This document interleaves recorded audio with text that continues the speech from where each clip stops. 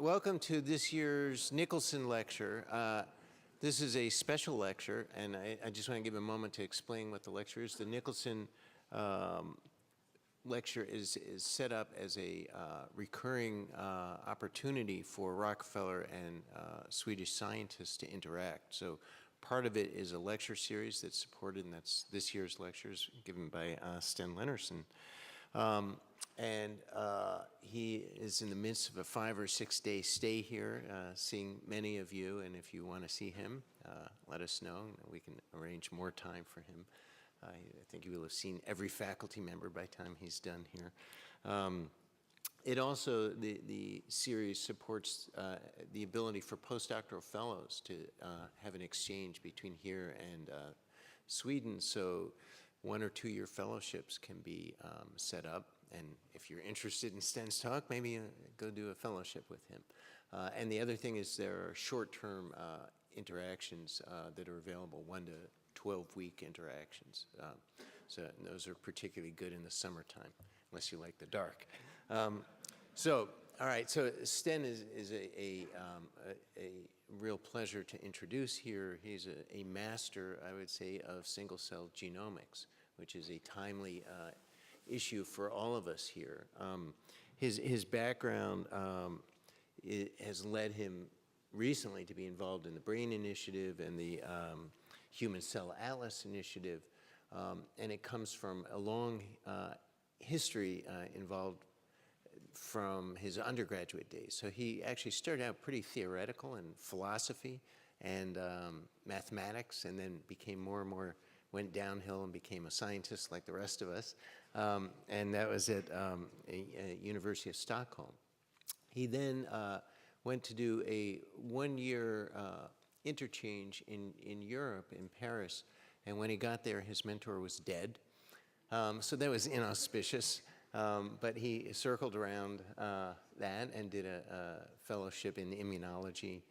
Realized he didn't like that, but he really liked the brain, so he switched to neuroscience at that time. So he came and did a PhD at the Karolinska with Patrick Enfors, who's a powerhouse in neuroscience at the Karolinska, and worked on BDNF and track receptors there, and biology, molecular biology, putting those things together. He then went on to found a company involved in early days of genomics, and was involved in that for 5 years, and got into technology, I would say, likely from that spot, which brought him very early into the era of single-cell sequencing. 2011 or so, I think, was his first paper along those lines. So he's really been a pioneer in this area, and just has absolutely beautiful work, which you'll see shortly. A few landmark papers have been studied there, looking in things ranging from iPS cells and stem cells to areas of brain, cortex and hippocampus, looking at heterogeneity of oligodendrocytes, and even extending to stranger things like hair follicles and nuclei versus cell soma sequencing that many of us are interested in, you guys here. So some examples of that, looking at the hypothalamus, for example. Everything we do these days has to be tied into Mike Young. He discerned 62, maybe he'll talk about this, 62 different cell types in the hypothalamus, back connected them to the suprachiasmatic nucleus, and made connections between 2 of the neuropeptide transmitters there that Corey has been interested in connecting neurotransmitters to signaling systems in the brain, and actually made a really interesting observation between secreting suprachiasmatic nuclei, neurons, and these subtypes of neurons in the hypothalamus, sort of underlying this idea of circadian rhythm driving some things like hypothalamic secretion of various factors like prolactin. And the other interesting one, since Paul Greengard's sitting here in the front row, is looking at the ventral midbrain and discerning many, many different subcellular types that you may talk about, I guess, as well. And that obviously is important in relation to Parkinson's disease. So The net of this is Sten has been a recipient of many different awards, including the Fernström Prize, which is given to prominent Swedish scientists.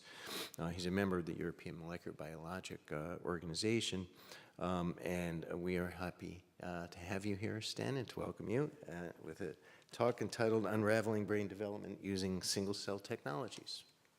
Thanks for coming. Thank you. Thanks. Okay, thank you very much for the kind introduction, and thank you so much for inviting me here. I'm really thoroughly enjoying my stay here and your beautiful campus. I will actually not talk too much about the stuff that we have been doing. Much more enthusiastic to talk about the stuff that we are doing and want to be doing. But it all starts with my interest in understanding the brain, the complexity of the brain, which is amazing, and particularly how you can create the brain from basically from nothing in the embryo, how the brain develops. And I think this is actually a piece of art that's done by a very talented artist and neuroscientist, Greg Dunn, that very well illustrates the complexity of the brain and simultaneously illustrates the beauty and why you would be attracted to study the brain.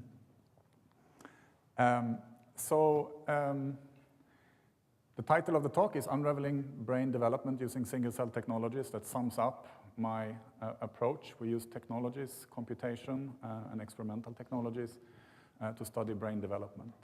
If you're interested in this stuff, you can go to my webpage where we try to share everything we do, papers, data, code, etc. Here's another picture of the brain's complexity. This is probably one of the first drawings that shows the cortex in kind of cellular morphological details. It's more than 100 years old. It's drawn from Golgi stains. And here you can see the variety of shapes of cells. And this was the starting point for all of our studies of the brain with the great neuroanatomists and in particular Cajal, who used this kind of staining to really explore the nervous system and create atlases of nervous system and starting to understand and classify the cell types eventually by function and also unraveling development. But morphology is a really poor, information-poor measurement. There are only so many shapes that the cell can have, and clearly the brain contains many more cell types and functions than can be described by shape alone. And one of the questions that I'm interested in is to figure out why it's so diverse. Why do we have all of these cell types? And you can probably think of many reasons. I'm thinking of at least 3 reasons. One is developmental, that we can think about how the diversity is created. It doesn't really explain why it's diverse, but the diversity that we observe in the adult nervous system might be somehow kind of a leftover of a developmental process. So by creating the brain in a certain way, you're kind of leaving a scaffolding in place that's maybe not used for anything anymore, but at least it leaves a pattern. So maybe the brain is very, very complex because it's very difficult to create the brain, and you see the traces of all of these challenges for brain development. Another idea is that it's related to connectivity. So if you're going to wire up the brain properly, and cell type A needs to send its axons to cell type B, then B needs to be different from C, right, so that the axon can find its way. So because the brain is wired, you maybe need all of these different cell types just to signal who is who and who should be connected to who. And another idea is, of course, that it's related to computation, that different neurons perform different computations, and therefore they have to, for example, express different ion channels that give them different computational properties. I think this is a model of the retinal ganglion cell. So that's by way of background. Getting there, what I'm doing, what I'm trying to do and want to do is to create systematic data sets that can tell us about global and sort of generalizable principles of brain architecture and brain development. So we want to discover all the cell types so that we have a systematic data set of all the cell types. We would like to place them in 3D so we know where they are. We also want to study this during development, so not only cell types, but the full branching lineage tree of the brain, how the cell types, which are sort of the tips of the lineage tree, are generated through development in a process that it is probably branching. And again, we want to map this in time and in space. So I'm going to talk about our current efforts along these lines, where we are and where we hope to be going. I want to acknowledge a few really key people. For the mouse atlas work, my postdoc Amit and student Hannah. For the RNA velocity work that I will talk about, Joelle, and our great collaborator Peter Kharchenko from Harvard. And for the fish, Simone and Lars in the lab. So let me start with single-cell genomics. It's based on a very simple principle. You want to work with the atoms of your tissue, which are the cells, so that you can capture all of the diversity. And in recent years, methods have been developed by us and by others that allow you to take individual cells out of a tissue, process them, isolate the RNA, and sequence that. And this gives you kind of a list of the genes that are active in that cell. And this is not super powerful if you do it to one cell, but if you do it to 1,000 cells, then you get a statistical picture of the composition of the cell type. So you can begin to actually distinguish all of these different cell types. And the first glimpse that we had that this could work was when we developed the first method for what we then thought was very high throughput single-cell RNA sequencing. We did 100 cells. We took basically a very, very simple proof of principle experiment. We took 2 cell lines, ES cells and Nuru2A. We mixed them. We did the single-cell RNA sequencing, and we checked if we could separate them. And indeed, we could, and they formed this kind of structure in our analysis where all the Nuru2A cells were on the left and all the ES cells were on the right. So this is based entirely on the transcriptome data without any markers or anything, no sorting, no prior information. So this is, at least for us, it was the first time that we were convinced that cellular identity is encoded in the transcriptome and that the cellular identity dominates the signal and that it's not, for example, transcriptional noise that dominates, which is probably true in bacteria, for example. Once you have this kind of plot, you can map gene expression on it. So we can look at Nuru2A specific genes, for example, they're always expressed on the left here, or ES specific genes always expressed on the right. And I think this is actually conceptually very important. If you look at very canonical ES marker, for example, PAU5F1 here, is OCT4. If you look at the individual cells, there are many white cells there. There are many cells where we didn't detect this transcription factor. And this is both because our methods are not great and we don't capture all the RNA, and that is still true 5 years later. But it's also because many genes are expressed at very low levels, and at any given point in time, there might not be even one RNA molecule there, even though the gene is expressed in the sense that over time, you will have RNA molecules there. But since we are able to cluster these cells and organize them like this, we can now take an average of all of the ES cells. And now we get all the sensitivity back. So single-cell RNA sequencing is both extremely insensitive in the individual cell, but extremely sensitive once you manage to cluster the data and you can work at cluster level, which is sort of cell type level. And I think in many cases it is far superior to bulk RNA sequencing, even in terms of sensitivity, also because you get pure measurements of pure populations, which is very hard to get from bulk data. I will give you one published example before I get into current efforts. This is the first time we applied single-cell RNA sequencing as an approach to decomposing a tissue into its cell types and trying to understand what that means. So here we took somatosensory cortex and hippocampus from a mouse. We dissociated these tissues into single-cell suspensions completely without selection. So it should be a representative sample of all the cells in the tissue. And then we took them one by one through a microfluidic protocol for single-cell RNA sequencing. You can see a single neuron captured here in this chip. And we did sequencing. Altogether, we sequenced 3,000 cells.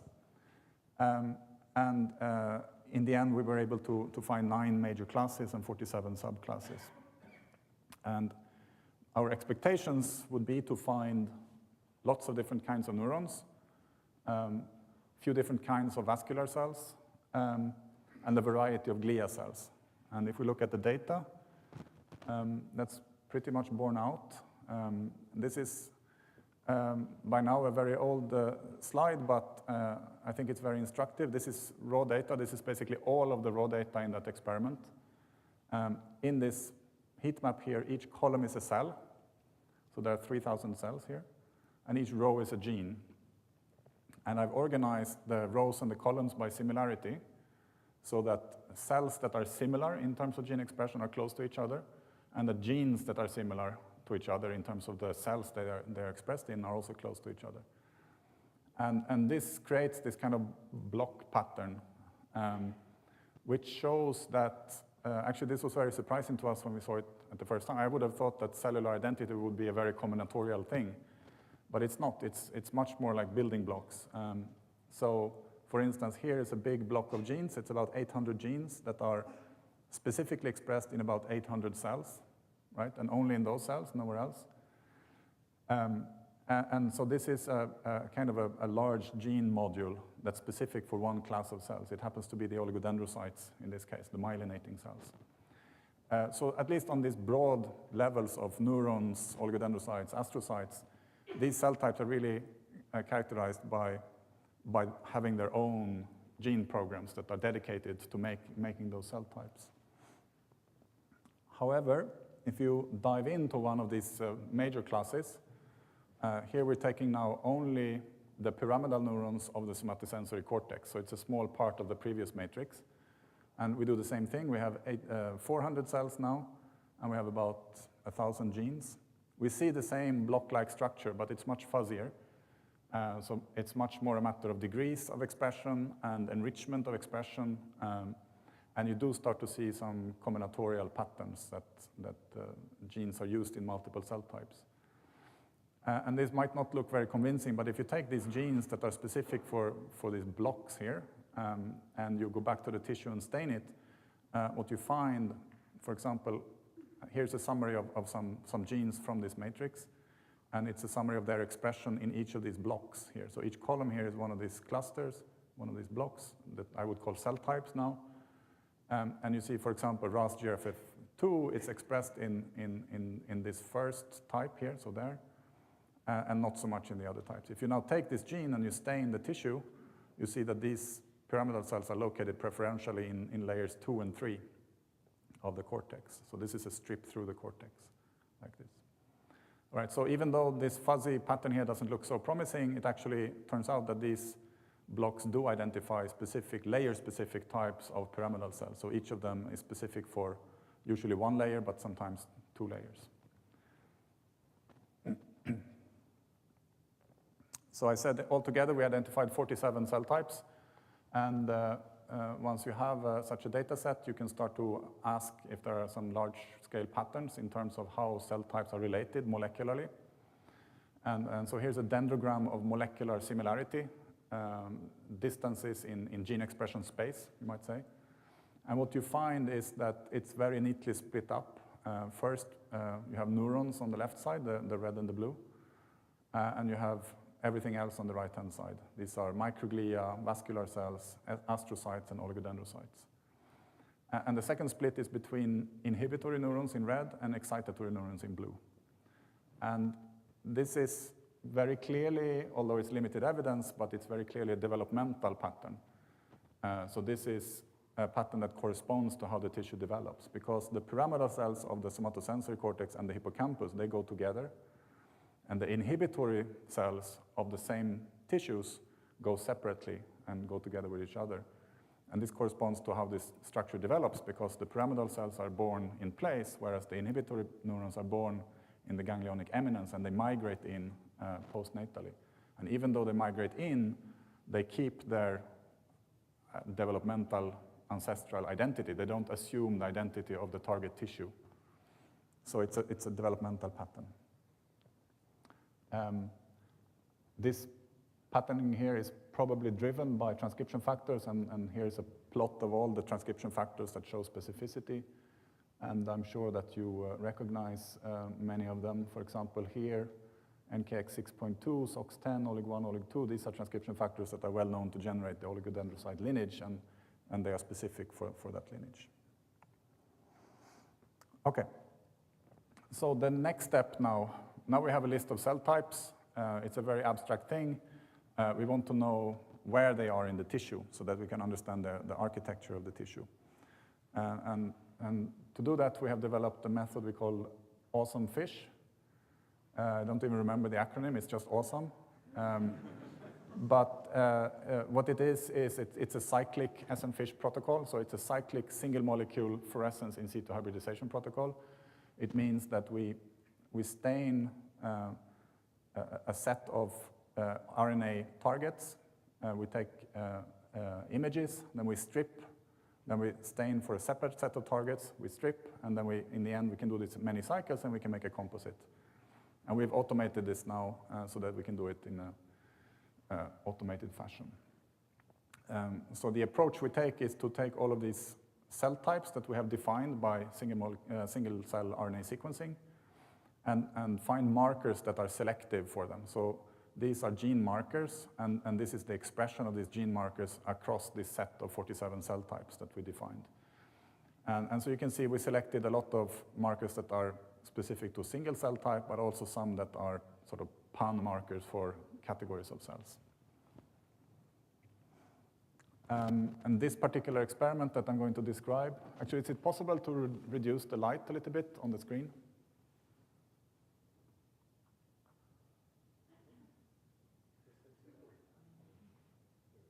More. Thanks.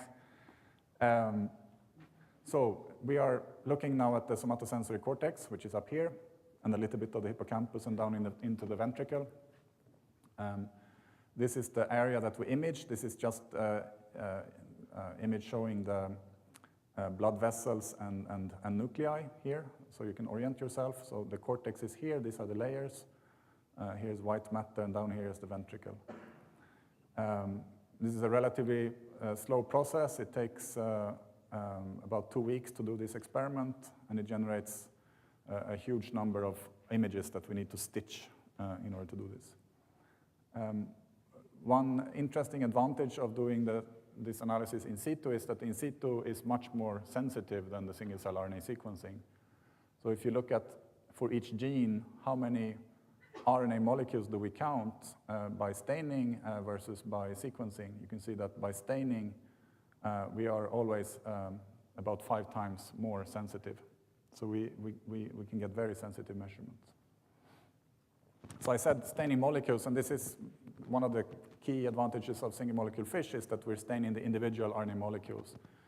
So here I'm making a composite image of all of these genes, and you see all of these dots here. These are the individual messenger RNAs, individual molecules of mRNA for each gene. And you can start to see, here's the surface of the cortex. You can start to see all the pyramidal cells in different shades of blue, inhibitory neurons in kind of magenta and pink colors. You see vessels in red, here's one. These are capillaries that are going in and out of the section. And pericytes in orange here, for example. So it gives you a very rich data set, and like the single-cell RNA sequencing, it has the advantage of showing everything at the same time, so you can see everything in context and relationship between different types of cells.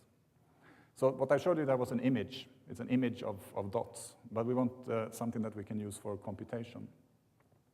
So we have to take the image, and then we do image analysis to actually count the individual dots, and then we can reconstruct the dots. So on this side, it's not an image anymore, it's data. It's basically a scatter plot. It looks the same, but now we have an X and Y position for every dot, and we can assign dots to cells, and we can get expression profiles for individual cells in the in situ image. Whoops.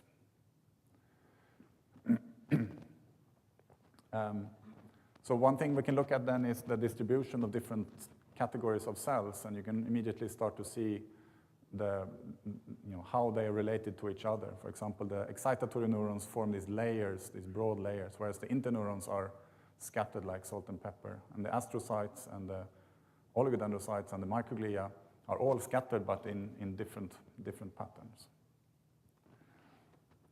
Okay, and to close the loop, we didn't really want to look at gene expression in situ. We want to look at cell types in situ. We want to know where the cell types are.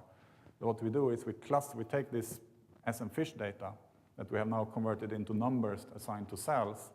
We can now cluster this data just like we did with the single-cell RNA-seq data, and we can generate, and again, actually we found, by coincidence, we found exactly 47 cell types again. They are not one-to-one, sadly, but very closely. And now you can take, so here we have all these genes we have stained. The columns, again, are cells. We have about 6,000 cells in this data set. And these are the clusters that are colored here. So now you can take, for example, here's a set of cells that express this marker here, and it's colored blue, and we can look here in the tissue section, where are those cells? So we can see that they're down here. So now we can stain the tissue not for genes, but for cell types, and we can see where the cell types are located relative to each other. And we hope that this can be used also to discover, in a data-driven way, the anatomy of the brain, the structure, what is the architecture of the brain in terms of morphological structure. And here's just a proof of concept for that. In this data set, since we studied the somatosensory cortex, the major pattern that you see is the layer structure. And indeed, the clusters of pyramidal cells that we discover correspond to layer-specific pyramidal cells again. And you can actually discover exactly how the layers are shaped in this particular part of the brain. And you can see, for example, that layer 4 here kind of ends here. And this is actually true. This is exactly how it's supposed to be in the somatosensory cortex. Okay, so that's a brief aside on how we can map things to spatial distributions. On the left is an image of gene expression. On the right is a distribution of cell types, which is what we want to get. Okay, but that was based on a small data set from the somatosensory cortex. We want to have systematic knowledge and systematic understanding. So we are working on a more complete survey of the mouse nervous system. In this experiment here, we dissected most of the mouse nervous system.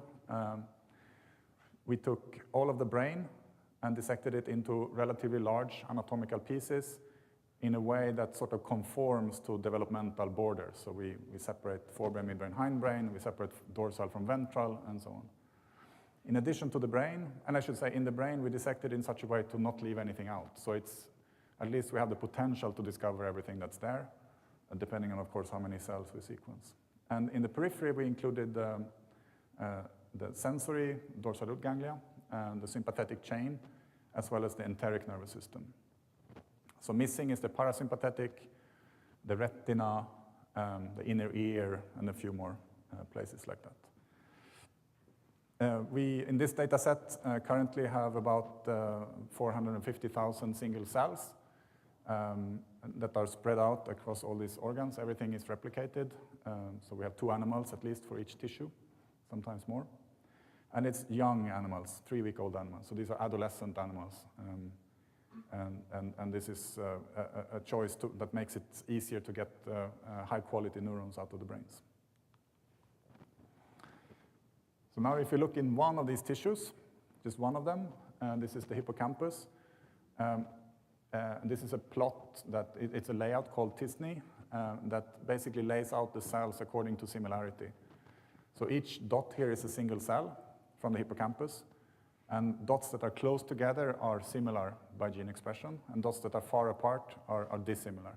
But the actual coordinates have no meaning, so it's just a relationship. And then I've colored them based on the major class of cell that they belong to. We have trained a classifier to detect these classes of cells that performs very, very well. So we can automatically sort the tissues into neurons and ependymal cells and so on. And what you can see immediately is that there is a lot of complexity among the neurons, the blue cells here. There's a lot of structure, probably a lot of cell types. It looks very complicated. There is this big, huge cloud in the middle. These are the granular cells of the dentate gyrus, which are small and numerous. You can also notice that there is a group of cycling cells here. The hippocampus is the only part, or one of the few parts of the brain where there is adult neurogenesis. So these are the actual neural stem cells. And this is the lineage that goes from the cycling neural stem cell through neuroblasts into the mature granular cells. So this is what one tissue looks like. And now we have to do a systematic analysis of every tissue and try to put together kind of a global view of the mouse nervous system. So one thing we can do is do the exact same plot for every tissue. And I tried to make it a little bit clearer by arranging them roughly anatomically. So at the front here you have the olfactory bulb. You see this, the same kind of plot there.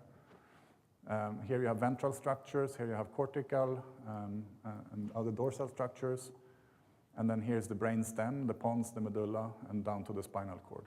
And you can start to see some patterns. The most obvious pattern is that as you go to more ventral and more caudal structures, you get a huge amount of oligodendrocytes. So you get this big orange cloud of oligodendrocytes. It's because the hindbrain is very highly myelinated.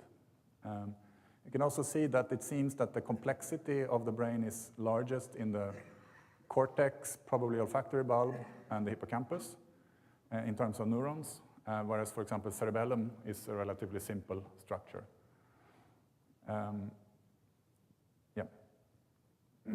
Now, this is just plots. We need to convert this into a reasonable list of cell types that we are confident in. So what we do is we first split each tissue by major class. So we take all the neurons, for example, from each tissue and separate them out so that we can work with only neurons and get the higher quality clustering. And then we identify neurotransmitter classes. So we separate the neurons in excitatory versus inhibitory, for example, or monoaminergic. And then we take each region by neurons and then by neurotransmitter and cluster this separately. So here's an example where we took monoaminergic neurons only and clustered them. And we can get these neat, highly well-separated clusters that correspond to monoaminergic cell types. And we like to use very conservative clustering. We could split this data set much further. There is more heterogeneity within each cluster, but then you get into very difficult territory where you have to judge degrees of expression and so on. Our clusters, as shown here, are usually characterized by many genes that are highly specific to each cell type. So this is the same kind of heat map as before. Now we're showing only 4 brain excitatory neurons, so it's a very small part of the data set.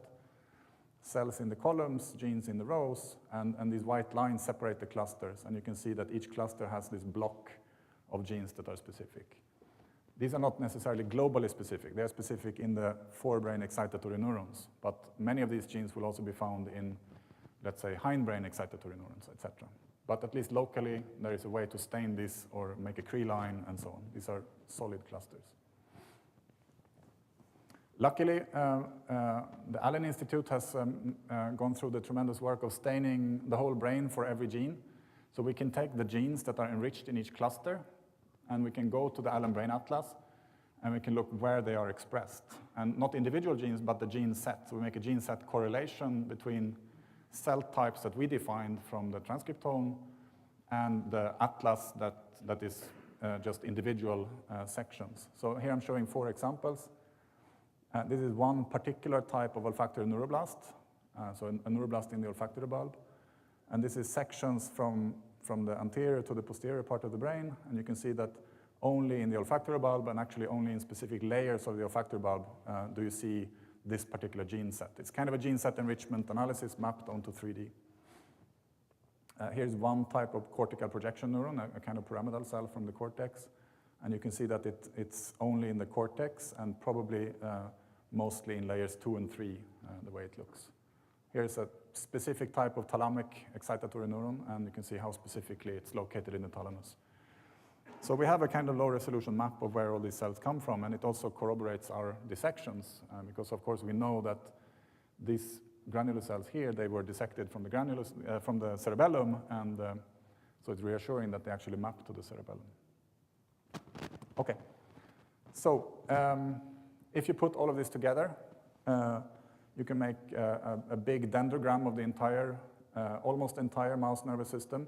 We have some 300 cell types altogether. Here I'm showing only neurons, so it's a little bit less.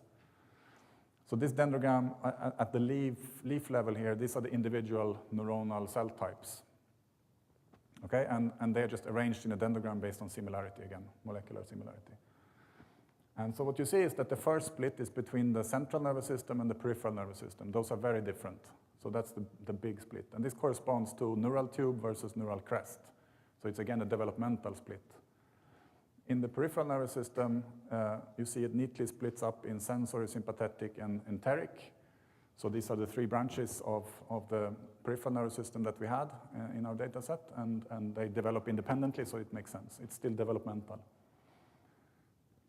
In the central nervous system, for the most part, the major subtrees or branches of this dendrogram correspond to anterior-posterior developmental domains. So for example, you have spinal cord here, you have midbrain here, you have hindbrain here.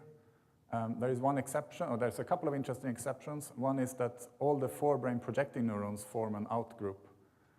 So these are all the neurons in the forebrain that make long-range projections, like pyramidal cells of the cortex, the spiny projection neurons of the striatum, and some other cells, granular cells of the dentate gyrus.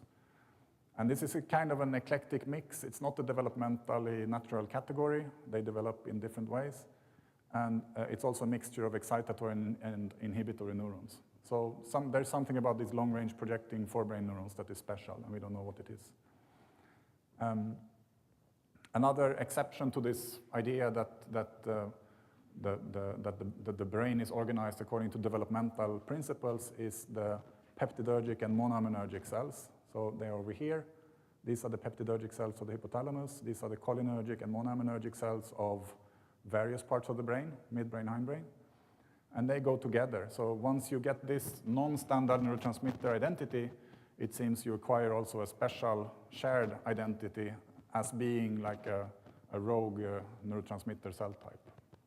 Everything else is glutamatergic, GABAergic, or glycinergic here. Another way of showing the same data. This is now a t-SNE plot. It's a 2D plot showing the relationship between the cell types.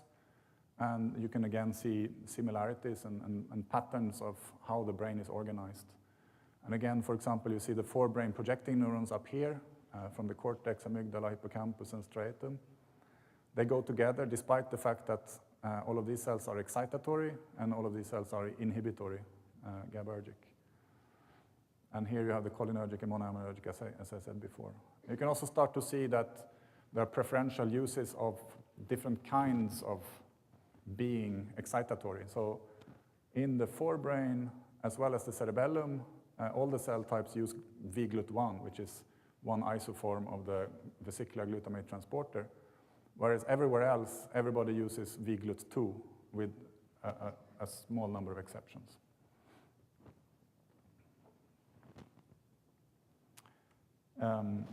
Looking at non-neuronal cell types, so everything else except neurons, we have fewer cell types, and it's a simpler pattern. Again, it's pretty much developmental. The ectoderm, which is everything derived from the neural tube or neural crest, but that are not neurons, goes here. So this is astrocytes, oligodendrocytes, and various kinds of peripheral glia, like satellite cells and Schwann cells and olfactory and sheathing cells. And on the other side, you have the immune cells, microglia, perivascular macrophages, and vascular cells. There is something weird about the enteric glia. So these are the special glia in the intestine. They always like to go with the vascular cells, although everybody tells me that they are derived from neural crest. So who knows? They are really weird cells. Okay, so let me tell you a little bit about astrocyte diversity. So there is this idea that there are basically two kinds of astrocytes, fibrous and protoplasmic. They're GFAP high and low. But this is not at all the picture that we get from our clustering, quite the opposite. So these are all the astrocytes from the entire brain that we have now, again, laid out in this t-SNE plot. And you can see some special kinds. You see the olfactory and sheathing cells. I'm not sure they should even be called astrocytes. I just put them here because they are slightly similar, but they are very special cells in the olfactory bulb. And then you have the Bergman glia, which are really more like radial glia in the cerebellum. So they should also not be counted here. But everything else here is real astrocytes. And if you look, you have basically two big clouds. There's one and there's one.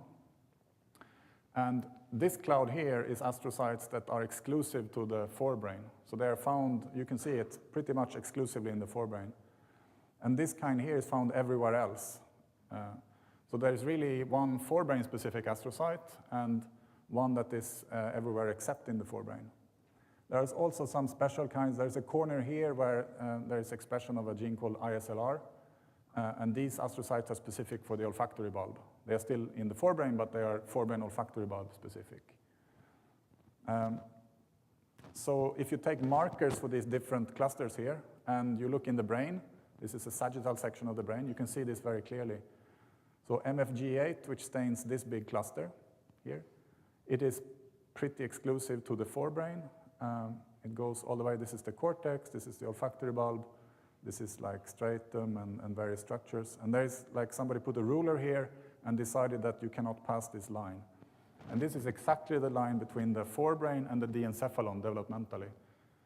So again, this is a developmental border that is enforced during development. It's a very sharp border during development that creates the difference between the forebrain and everything behind the forebrain. And it seems that astrocytes really clearly obey this border.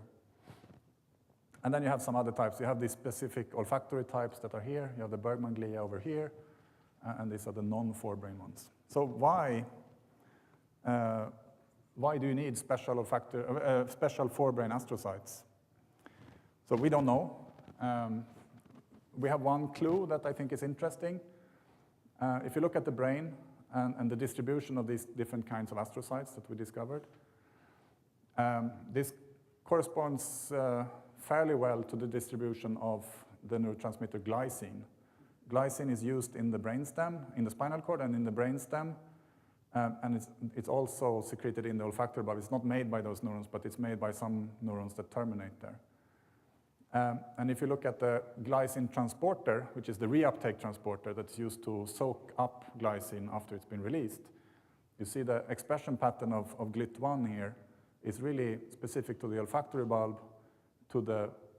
It still seems to obey this exact same border between the forebrain and the diencephalon, and then it's in the cerebellum and in the brainstem and so on. So glycine is an inhibitory neurotransmitter. It's used as a co-transmitter with GABA in inhibitory neurons in the brainstem and in the spinal cord. Here's a cartoon of how it works. In the neurons, glycine is released, and then it's being taken back by astrocytes that are just connected next to the synaptic cleft here to soak it up and make sure it doesn't continue to be inhibitory. So if you look now at all these different astrocytes that we found, and you look at GLIT1 expression, you can see that it conforms exactly to this pattern. So the pattern that you see of GLIT1 is probably exactly the pattern of these astrocytic cell types. So in the olfactory bulb, you have high levels. Outside of the forebrain, you have high levels. In the cerebellum, you have reasonably high levels. But in the forebrain, you have very low levels.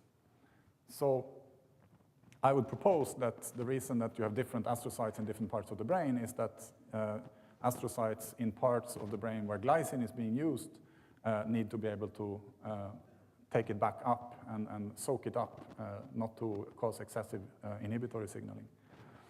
This doesn't really explain why you could not have GLIT1 expressing astrocytes in the forebrain. If there's no glycine, then maybe it doesn't matter if you have a channel that could take it up. But as it turns out, this GLIT1 channel is bidirectional. So if you would have GLIT1 in the forebrain, astrocytes would actually start releasing glycine instead. So this is a hypothesis and something that we can think about. Okay, so the picture so far is neurons extremely diverse, astrocytes quite diverse, but it's on the order of 10 types, or 8 or 10 types. Now we come to the oligodendrocytes, which is the third major cell type that's derived from the neural tube. And it turns out that basically there's no diversity in oligodendrocytes. This is a plot from a paper that we published a few years ago, well, actually last year, that shows oligodendrocytes from 10 different regions. And the colors here are just clustering. You can ignore the colors. But what it shows is a lineage, because the oligodendrocytes are the myelinating cells of the brain, and they are continuously regenerated. So there are oligodendrocyte precursor cells here, which are ready at any time to kick in and divide and generate new oligodendrocytes to repair damage to the myelin. And what you see here is OPCs, and then you see kind of a lineage from immature precursors to newly formed oligodendrocytes to mature oligodendrocytes. So this is the developmental lineage of oligodendrocytes in the brain. And what you see is that the progenitor is completely homogeneous. There is no structure here, and if we look at which parts of the brain these OPCs come from, it's just a total mixture. There is no difference between different parts of the brain. There is diversity in the mature oligodendrocytes. Here they diversify, but this is not there are not specific oligodendrocytes to the forebrain. It's every part of the brain has a little bit of each of these subtypes. This was from 5,000 cells. Now we have sadly sequenced 200,000 oligodendrocytes, and they look exactly the same. The OPCs are still one homogeneous cluster. There is absolutely no structure in them. It's one type of cell everywhere in the brain, even down into the spinal cord. They look exactly identical molecularly. They go through this differentiation pathway here, and they diversify when they become mature. So I would propose that this is a kind of secondary diversity that is not developmental in origin, because then the OPCs will be different in different parts of the brain, but it's driven by the local environment in which the oligodendrocyte integrates. So this gives you the paradox of brain cell type diversity, which is that the diversity that I describe now, lots of diversity in neurons, some diversity in astrocytes, and no diversity in oligodendrocytes. It's exactly the reverse of how these cell types develop in the following way. In development, the whole brain starts with the neuroepithelial sheet. It's a tube, but if you fold it out, it's a sheet of neuroepithelial cells. And they first generate neurons. They are patterned anterior-posteriorly and dorsoventrally, generate different neurons in different parts of the brain. Okay? So there's patterning going on, making the forebrain generate one type of neuron, midbrain another type of neuron, and so on. Later on, much later, they generate astrocytes. These same cells, or at least the derivatives of the same cells, they're now called radial glia. And then even a bit later, they generate oligodendrocytes, OPCs. All right, so how does it work? So first, you pattern the brain, make sure that you can generate different cell types in different parts of the brain. And indeed, you generate a huge variety of neurons in the brain. Then later on, those same cells that had created all of this diversity generate a much smaller diversity of astrocytes. And then even later, they generate exactly one type of OPC in the entire nervous system. So I don't know the answer. It could be that somehow these cells, the stem cells, are patterned early on, and then somehow they forget later on through some forgetting mechanism. Or it could be that the patterning in some subtle way that we don't understand doesn't really affect the stem cells at all, or just a little, and it's actually acting only on neuroblasts and some sort of immature astrocytes. We just don't know. But it's an interesting paradox and something that I want to investigate.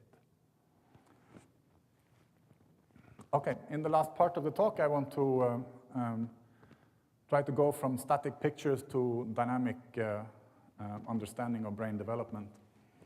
So everything I've shown has been snapshots. You can make some inference about dynamics from snapshots, but it's hard.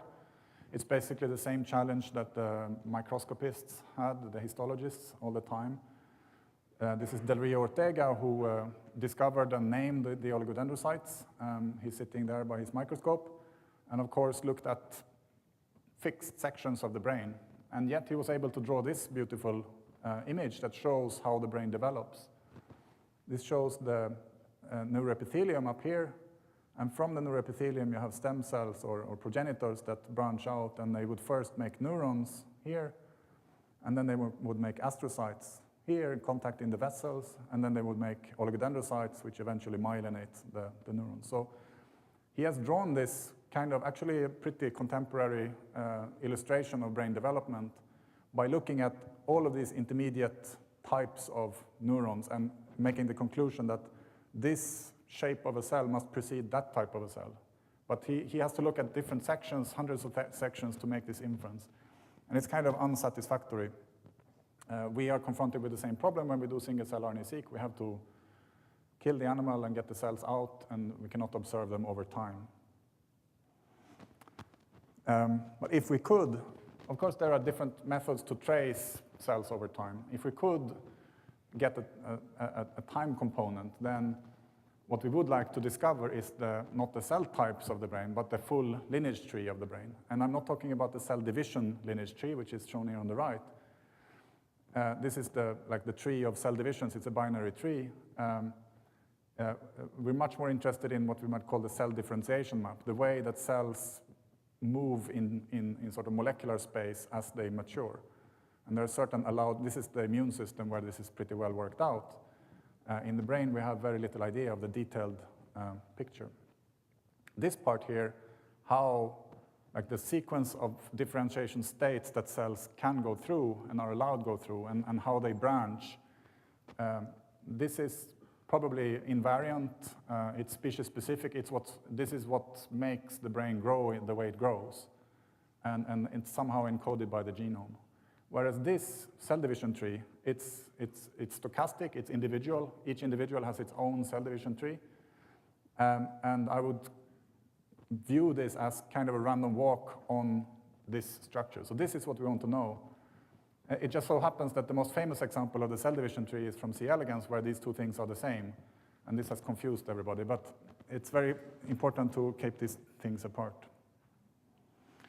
OK, so I had this idea that we actually might have a little bit of time information in our data.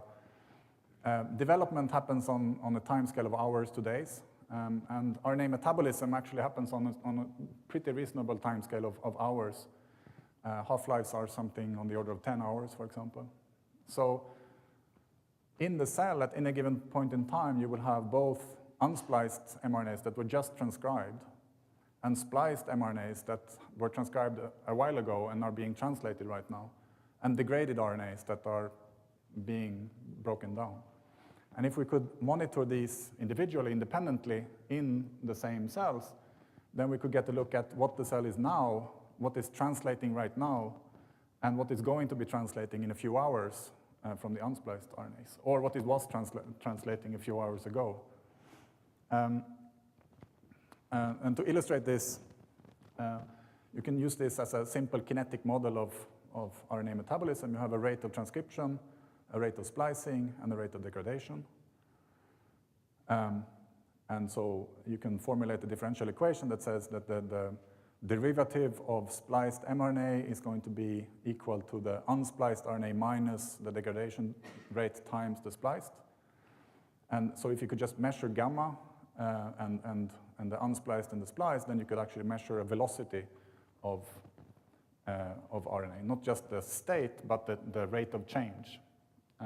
So for example here, if you look at one gene over time and it's not expressed, and then it's induced, and then it's repressed again. So alpha, the transcription rate, is 0, and then it has some value, and it goes down to 0 again. What you will see is that here, when it's induced, the unspliced RNAs will come up, and they will reach some sort of steady state after a while. And then when it's switched off, then the unspliced will go down because they are spliced, so they cease to be unspliced, right? So up and down. And the same is true of the spliced RNA. They go up, and then they go down. But there is a time lag here. So the unspliced will always be preceding the spliced. So if you can leverage this little difference here, you can actually distinguish going up from going down. And you can measure the first derivative of gene expression. If you plot this as a phase portrait here, spliced versus unspliced, if you start with no expression, and now suddenly alpha changes so that the gene is being expressed, then unspliced will go up faster than spliced until you reach the steady state. And then alpha drops to 0 again, and now unspliced will fall faster than the spliced, so we'll go like this. So going up is different from going down. Okay. So it turns out that in single-cell RNA-seq data sets, we have a pretty large proportion of intronic reads.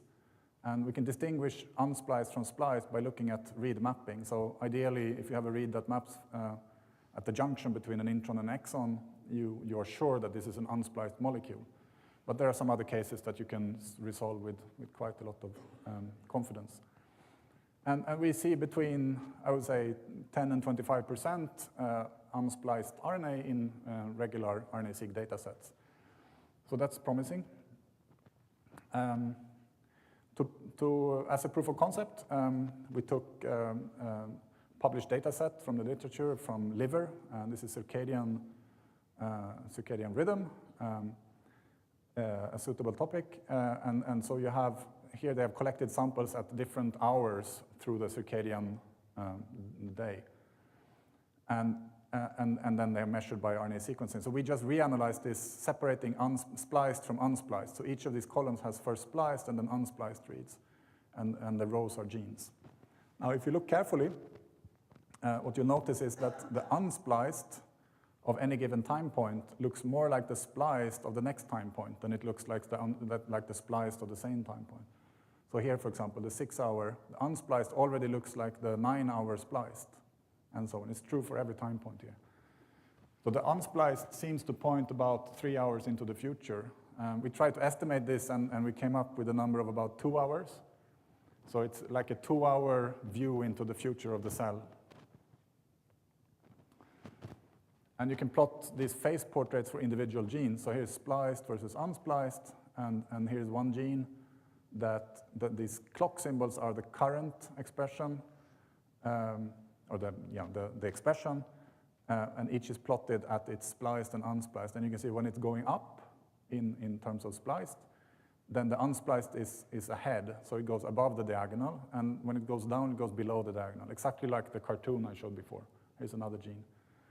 They behave the same when they go up and down, but you can see the phase is shifted, so they're totally different phases in circadian time. Now, this is one gene, and this is another gene, but if you imagine the cell as being in some high-dimensional space given by its gene expression, you can imagine a space that has 10,000 dimensions, and each axis is a gene, and the cell is some point in this space. Then its present state given by the spliced RNA will be some point, but you can extrapolate into the future in this high-dimensional space using all the genes. And this will point to the future not of a single gene, but of the cell, and where the cell is going in differentiation space.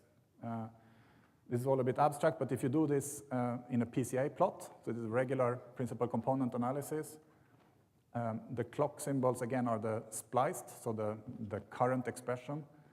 Now we draw arrows that are extrapolations from an observed measurement to a future 2 hours hence by solving the differential equation and applying this to all genes and then projecting this in the PCA.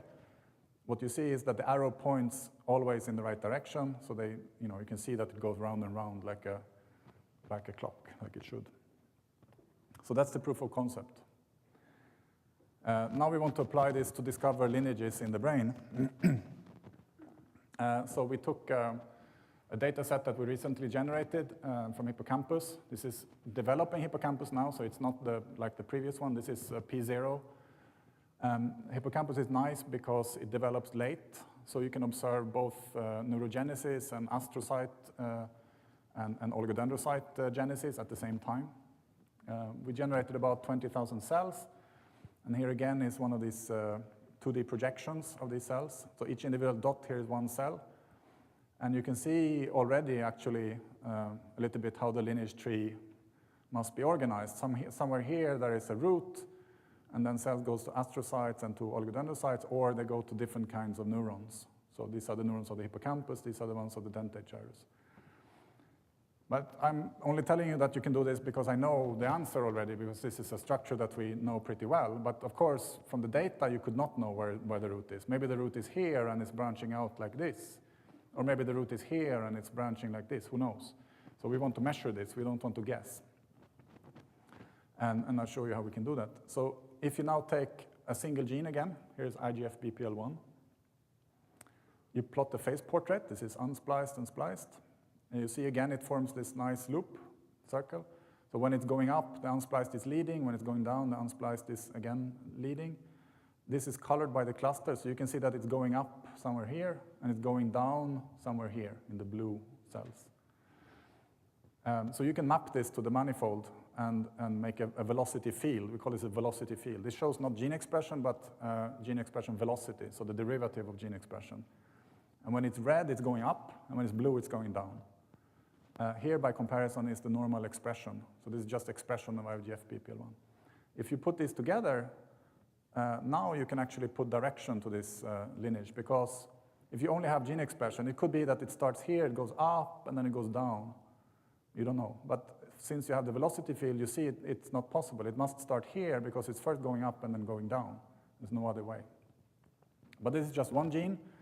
And again, you can put all the genes together, and you can make an arrow for every single cell. So now it's the same plot, but every cell has a little arrow on it, and you can't see it, so I'm going to zoom. So now we're down here in the corner that makes astrocytes. Here are the astrocytes. Here are the oligodendrocytes. You can see that somewhere here are the stem cells, or the root of this tree, because here all the arrows diverge. So on this side, all the arrows are pointing down, and on this side, all the arrows are pointing up. So this must be the beginning. And then the cells somehow make their way down here to make astrocytes, and they come to a stop. So these are the mature, or relatively mature astrocytes. They're not going anywhere, so there are no arrows. I mean, there are arrows, but the arrows have zero length. Or they somehow go this way, and they become oligodendrocyte precursors that will go on to make oligodendrocytes. You can also see branching. So the stem cells actually mature first into a neuroblast that seems to be common to the whole hippocampus. This is very non-trivial, but this is what it very clearly looks like. And only then do they make a choice. And then they go either right to make granular cells, or they go left to make the rest of the hippocampus. In the granular cells, you can see this strong, very strong field. And it doesn't end here. It's just that we don't have more cells. And the granular cells will mature for another 3 weeks, so they will continue to go. There will be a huge cloud here over to the right if we would sample later on. And here there's another branch. So this makes all the cells of the hippocampus that are closest to the cortex, and this makes all the cells that are closer to the dentate gyrus. So you can really see the fine structure of the lineage tree of the hippocampus here. And it's all from local measurements, which is quite the opposite to what we're used to with fate mapping and lineage tracing, which is always kind of inference from very global measurements. You can summarize this by making local averages, so you can see more or less what is going on. So you see again, here is the root, and things are diverging from the root and going this way. This is just a summary that I drew. This is manually drawn, but just to show you what I mean. And it's a computable object, so you can start to do diffusion forward and backward to actually automatically discover the root and the endpoints. And you can begin to study key developmental processes. So this here illustrates commitment. We notice that these are the OPCs, but just before the OPCs, there is kind of a pre-OPC stage. And here, the velocity field is disorganized. And if you take a cell here and you ask, where will it be in the next time point, it's likely to stay pre-OPC. But if you take a cell that's on this bridge, all the arrows are strongly pointing to the OPCs. They will all become OPCs. So somewhere here is the point of no return for these cells, the actual moment when they commit to becoming OPCs. And you can study fate choice. So these are cells, these are two neuroblasts that are nearest neighbors. They're almost identical in terms of current gene expression, but their futures are already diverging. So this cell is much more likely to take a left, and this cell is much more likely to take a right at this junction. So this is the moment when they have received some sort of signal to make a choice. And importantly, this works in humans, so this is now a much simpler lineage, but it clearly shows a velocity field, again, with the arrows. These are glutamatergic neurons in the developing human embryo. And I think this opens the way to actually do lineage analysis, lineage reconstruction in the human embryo, which is not possible using genetic methods, or really any methods right now. So with that, I will just acknowledge all the good people in my group who did all this work, our great collaborators and funders. The velocity stuff is available on velocito.org. There's a paper out in bioRxiv, and there's all the code and everything. And for everything else, go to my page, and I'm really looking for postdocs, so please get in touch if you like this stuff. We are having a lot of fun with the brain. So thank you.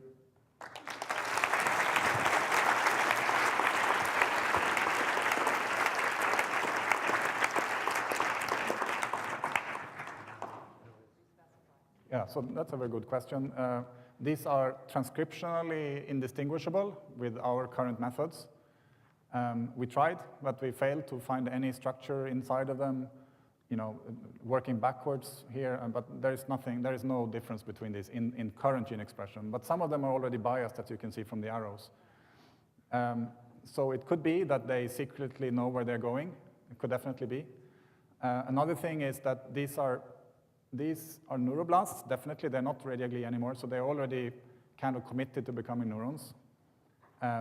If you would go back to the tissue, you would find that there are neuroblasts along the length of the hippocampus, both on the dentate gyrus side and on the hippocampus side. So it might be that these are transcriptionally identical cells, well, completely molecularly identical cells, but they're just in different places. And therefore, these guys here, even if they're identical to these guys here, never have a chance to take a left because they are not in a place where they will ever receive the signal that would come from the dentate gyrus. And so ideally, we want to now project this back onto the tissue using the FISH methods so that we can know where these cells are. And we're working on now, since we know which genes are informative for the velocity field, we can actually start to measure them in situ by using probes for exons and introns and get an in situ velocity field, which might resolve this question. No, but I'm excited to do it. I mean, you would still, almost anything you can think of would be reflected in some way or another in the transcriptome. There are, potentially certain epigenetic marks that might not be. But for example, take the example of signaling, morphogens. So imagine that these cells are identical and they're located along, some mediolateral band like this. And now comes a signal on the right-hand side and starts signaling to these cells. That's just a tiny little moment in time, but in the next moment of time, they will now be different. Right? So there is maybe these guys are the guys that got the signal, and then they're different. So almost immediately it will be reflected in RNA. But of course, there is a fleeting moment when they are identical and the signal is coming and they're just, sitting there waiting to go. About translation on top of RNA, for example. Yes. Absolutely. I think we have a very clear picture of neurons, ependymal cells, and astrocytes and oligodendrocytes and the relationships. Actually, it's a bit sad. I had them here. They branch off here, the ependymal cells. But I have a little bit too few ependymal cells in this data set, so they got filtered out by our QC. So, there might be a few left here, but there's not enough to really make an inference. But yes, I mean, I don't know specifically what the question is, but we have, they're clearly different from neurons and clearly different from neuroblasts, clearly different from radial glia. They're already, a very different, there's like 400 genes that are specific to ependymal cells that you don't find that have to do with cilia and cilia assembly and this, what is this called, basal body and enzymes to make, there's a whole machinery in ependymal cells. They're very, very different. But they're related to the radial glia, I would say, mostly, which is kind of the root of everything here, or the cells that I call radial glia. Radial glia-like cells, let's say. What are they, who's talking about? Yeah. No, we definitely see that the activity-dependent genes, at least the core, the immediate early genes like FOS and JUN and all of those, they are a very clear module in these data sets. It's like 10 genes that tend to pop up. They pop up together. We don't like them because we think they are mostly due to our dissection, and they tend to confound our analysis. So we don't always take them away, but sometimes we have to take them away not to create artificial clusters, or like what I would call artificial clusters. But if you have a setting where you can control for the dissection, for example, you freeze the animal or you freeze the tissue acutely and then do the nuclear sequencing, then you can use FOS and ARC and JUN and all those to measure activity. And I haven't presented it here, but we made an atlas specifically of the dorsal horn of the spinal cord and try to link sensory modalities to specific cell types in the dorsal horn. And we do that by, in one example, shining a heat gun on the foot of the animal to make it feel heat. And then after, 20 minutes, take the dorsal horn and stain it. Like I showed with the fish, you stain it for markers of specific cell types. along with, in this case, ARC, which is an activity-dependent transcript. And this actually works beautifully, and you can really dissect which cell types or sets of cell types are activated as a consequence of a sensory stimulation. For the layer-specific, yes. Yes, those usually come with specific or fairly specific transcription factors. But they are, so the pyramidal cells of the cortex are a bit challenging because there are also gradients that go across the cortex in the other dimension from anterior to posterior. And those are not super well delineated in our data set. It's more like degrees of expression. So we get these fuzzy clusters that sort of go into each other. And might have to do with more like biases of gene expression depending on the projection target or neuronal activity and things like that. But the cortical pyramidal neurons is, apart from the layers are easy to distinguish, but within layers, for example, the neurons that are within one layer, we have subtypes there, and they tend to be enriched in a more anterior or more posterior location, but they are fuzzy and hard to tell apart, compared to, say, sensory neurons, which are easy to tell apart. So you're asking whether we can, or how we can compare mouse versus human. We have done very little so far. All of this is mouse. We did one work where we focused on the ventral midbrain development, and we compared mouse and human and iPS cells. And certainly mouse and human were near identical in terms of cell types. There were differences in abundances. There were some intermediate cell types that we didn't find in human that were found in mouse, but probably more a matter of the resolution in number of cells. I think if we had more cells, we would find them. But within cell types, there are genes that are human-specific or mouse-specific, or where the levels are different. But I don't know. The ventral midbrain is also a highly conserved tissue. If you go to cortex, which has expanded so much in human, maybe there are many differences. We just don't know yet. But we're eager to do this in human, so we will try to learn it. Yeah, so these are sensitive to your settings. They will not be dramatically different if you change the settings. You can do them in 3D, and then these branches tend to flop out and use all the available space. You can do them with sort of more cohesion and less cohesion, so they can be more condensed or less condensed. But you shouldn't take them too seriously.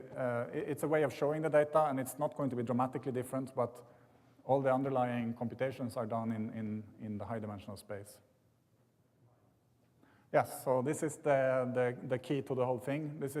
So ideally, if you have a steady-state population, if you have a mature cell that is not going anywhere, that is expressing every gene at the steady-state level, then you know that the derivative is 0 in that cell type. So you can set the derivative to 0, and then you can fit this line, and you can find it. So that's the default. If the gene is expressed in a steady-state population that you can identify, then it's easy. Sadly, this is usually not the case in development. So then we use more complicated methods to try to approximate where the diagonal is. And basically, it comes down to trying to find the middle of this structure. It's a little bit arbitrary, to be honest. And this is an important issue. There are 3 parameters, alpha, beta, and gamma: transcription, splicing, and degradation. We set splicing to 1, which means that we measure everything in units of the splicing rate, so that's fine. We just don't know what the unit is, but that's okay. And then we have alpha and gamma, and we don't have enough information to set both, unless we have a steady-state population where we can fit gamma. So yeah, we have to resort to approximations there. I would be delighted if we could measure something in the cell that would give us gamma in the individual cell, and then you wouldn't need the diagonal at all. But we don't have it. If, for example, we could measure the degraded RNA directly, we have tried, but it doesn't really make sense. So, yeah, I don't know the answer yet. We're trying to answer this by looking at the source, the kinds of genes that drive heterogeneity between neuronal cell types. So if connectivity was the most important thing, then you would expect the differences between specific neuronal types to be things like adhesion molecules or guidance molecules, or synaptic, the proteins that connect pre- and post-synaptic densities. But if it's computation that's important, then you would expect it to be more like ion channels and things like that that have to do with the electrophysiological properties. And call me again in 3 weeks and I will tell you what I think is the answer. I'm not really ready to say it right now because it's noisy data and it's difficult. But I'm hopeful that we can come to some sort of conclusion there. But it's clear still that whatever is the verdict between connectivity and computation, the developmental ancestry is still the strongest organizing principle. And that's not mutually exclusive, of course. Development leads to the other things, as you said. But it's clear, at least, that developmental ancestry is not erased in most parts of the brain. And it actually is it really makes little sense to make a map of the cell types of the mature brain the way it looks. It would make much more sense to make this thing for the whole brain, to really find the lineages and the whole branching lineage tree leading up to the final cell types, because it all is organized according to those principles. Yeah. Well, actually, but development doesn't do that. Development splits up the brain it's like slicing bread from anterior to posterior and dorsal to ventral. So it's rather the opposite, that two neurons that maybe do the same thing in two parts of the brains have identical function. They will still be molecularly different because they were created by different processes. That's what I would say. Although your example goes for the oligodendrocytes, but that's more kind of an exception. I don't understand them, but somehow they are identical in the whole nervous system, even though they're derived from this complex patterned neuroepithelium that created all of this heterogeneity in the neurons, and then somehow they all converge on one molecular state that is indistinguishable everywhere. It's like endogenous reprogramming. It's like making iPS cells, but in the brain. Whatever you start with, you end up with an OPC that looks exactly the same. Okay, I think we better